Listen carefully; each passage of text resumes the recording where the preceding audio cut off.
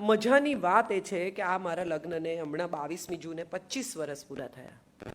મારા સાસુએ મને એક દિવસ પણ એવું નથી કહ્યું કે તારી માએ તને શીખવ્યું નથી. મજાની વાત એ છે કે એમણે મને ધીમે ધીમે ધીમે ધીમે બધું જ શીખવ્યું. અને હવે તમે મારી દાળ ચાખો અને મારા સાસુની દાળ ચાખો, તમે એવું ના કહી શકો કે બે જુદી છે. એનું કારણ શું? ધીરજ, પ્રેમ.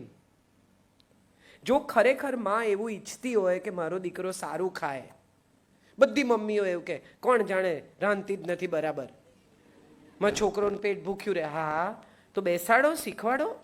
તમારો છોકરો સારું ખાય એવું તમે ઈચ્છતા હો તો એને શીખવો. એને મેણા મારવાથી આવડી નહીં જાય. મોટા ભાગના લોકોનો પ્રોબ્લેમ શું છે? તો કે પ્રોબ્લેમ શોધી કાઢે છે, પ્રોબ્લેમનું સોલ્યુશન નથી શોધતા. મને બહુ મજા આવે જ્યારે અમુક ઘરોમાં હું જાઉં ને તો વહુની ફરિયાદ કરે ત્યારે મને એમ થાય ખરેખર કે તમારા ઘરમાં પરણીને આવેલી છોકરી એના મા બાપને મૂકીને આવી છે. એ તમારા દીકરાનો હાથ પકડીને આવી છે. એને તમારામાં ભરોસા સિવાય બીજું કંઈ નહીં જ હોય. કોઈ મા બાપ એવું કે લગ્ન નક્કી થાય ત્યારે કે છૂટાછેડા થશે ત્યારે અમે આટલા પૈસા લઈશું. આવું આજ સુધી કોઈ પરિવારે લગ્ન થતી વખતે નક્કી કર્યું છે?